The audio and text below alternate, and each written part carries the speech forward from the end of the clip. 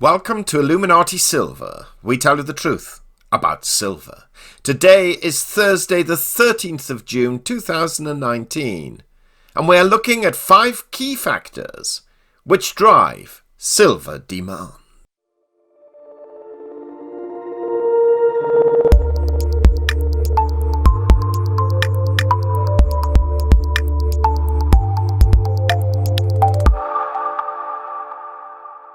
We have spent much time recently talking about geopolitical issues which affect the price of the United States dollar and thereby, indirectly, the price of gold and silver and its effect on demand.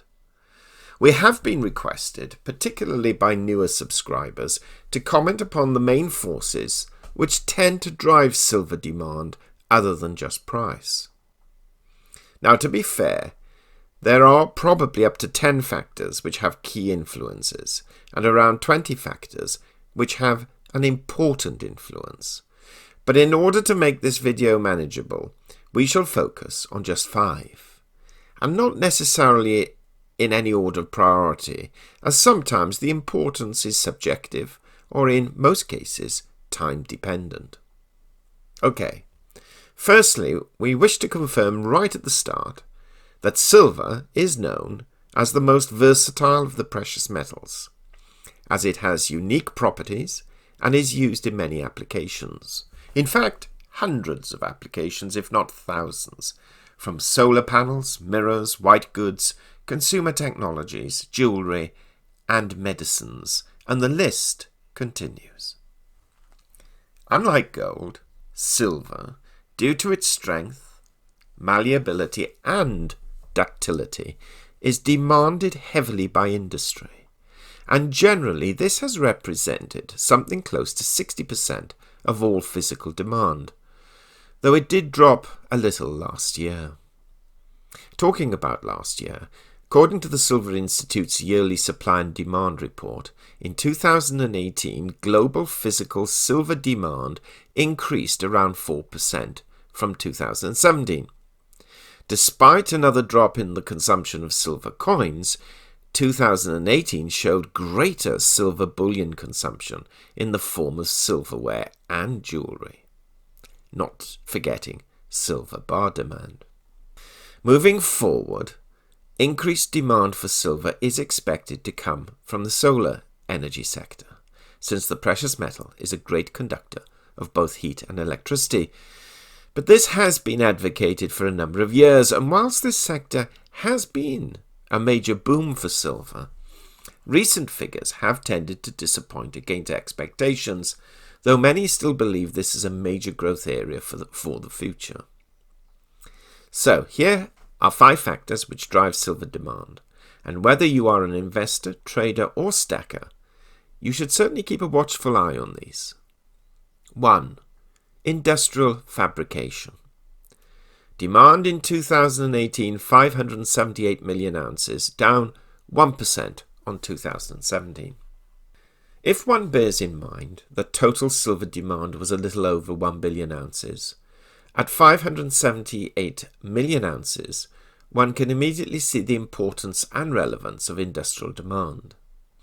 Electronics represents nearly 43% of this, in products such as multi-layer ceramic capacitors and membrane switches, and photovoltaic such as solar panels represents 14%.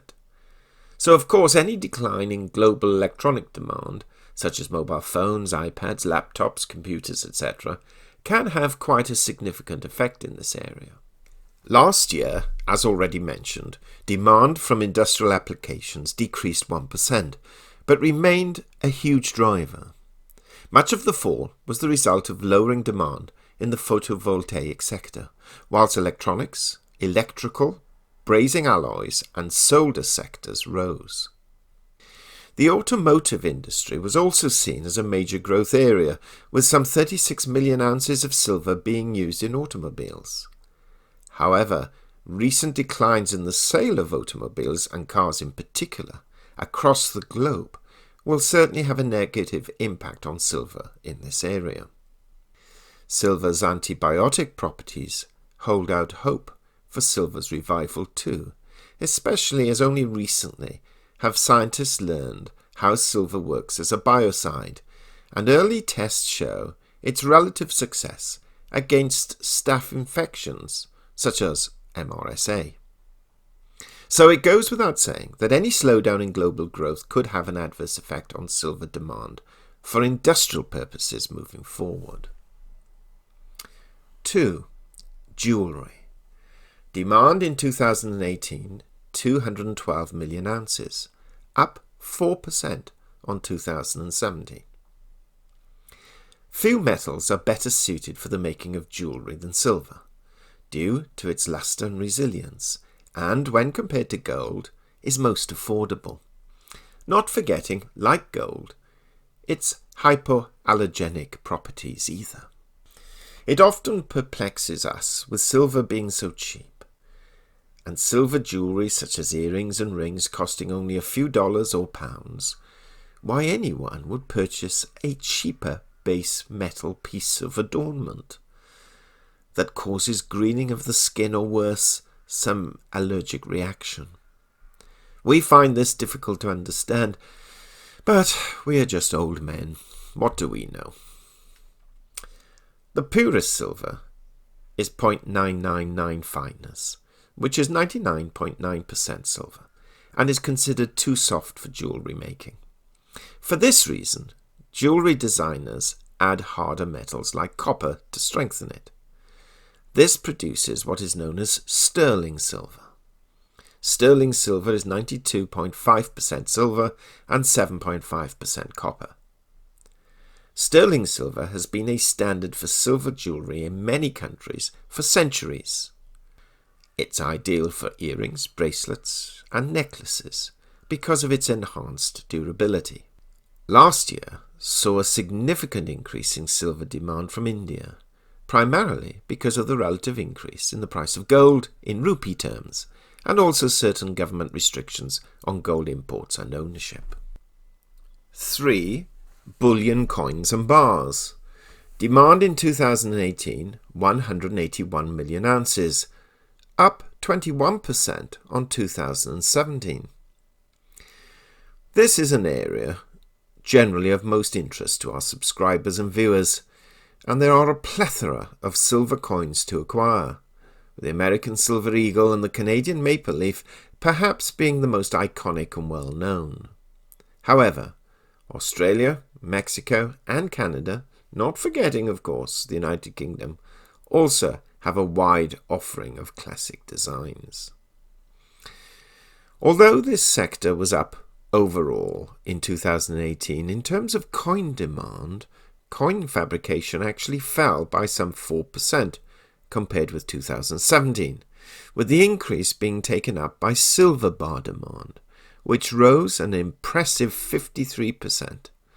The result of India's increased demand of some 115% over the previous year, but it's not all totally down to India. 4. Silverware. Demand in 2018, 61 million ounces, up by 6%. In 2018, silver consumption from the silverware industry jumped by 6% from the previous year thanks to a strong recovery again in demand from India, which experienced a 10% increase to 41.8 million ounces. Additionally, Turkish silverware demand rose by 20% to 1.6 million ounces, a rise not seen since 2009. Now, compared to the other areas, silver demand is comparatively small in this section, but nevertheless constitutes quite a substantial hoard of above-ground silver, as such items as flatware or cutlery, hollowware such as teapots and sugar bowls, etc., have been made from silver for millennia, and from sterling silver since the 14th century. 5. Commodity exchange activity. COMEX trading 119,935 million ounces, up 4% on 2017. COMEX continues to be the world's largest silver futures trading platform, with trading volume posting a moderate 4% increase to a nominal 119,935 million ounces, or 3,730,375,000 tons equivalent in 2018. The COMEX is based in the United States, but traders from all over the world buy and sell on this exchange, and its prices and daily activity play a considerable role in the global precious metal markets.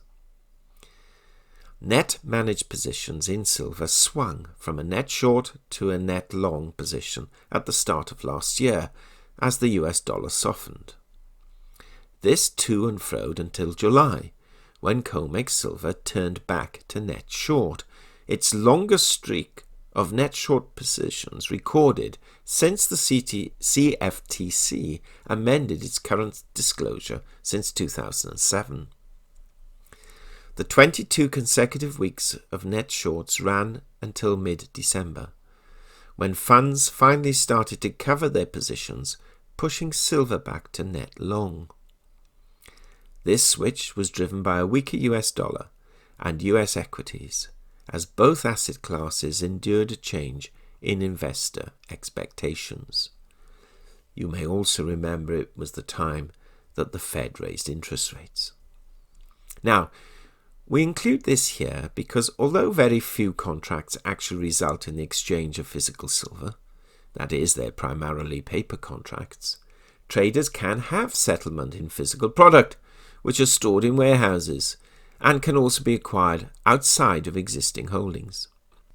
Needless to say, and it'll be no surprise to our listeners, that if every contract demanded physical delivery, then it cannot be delivered, as the leverage is far greater than what is available. Nevertheless, the paper price of silver does have a profound effect on physical price, and therefore its demand. So there we have it. Albeit brief, 5 key factors affecting silver demand. There are many more. But we hope you have at least found these factors useful, and of course, we would welcome any comments you may wish to make. We hope you have found this video interesting and informative, and if so, please give it a thumbs up and share it on social media. Please ensure that you have subscribed to our channel and press the bell sign so that you are notified of any future videos. Also, kindly visit our website at illuminatisilver.com, and if you haven't already done so, please subscribe either as a free or paying member for regular email updates and offers.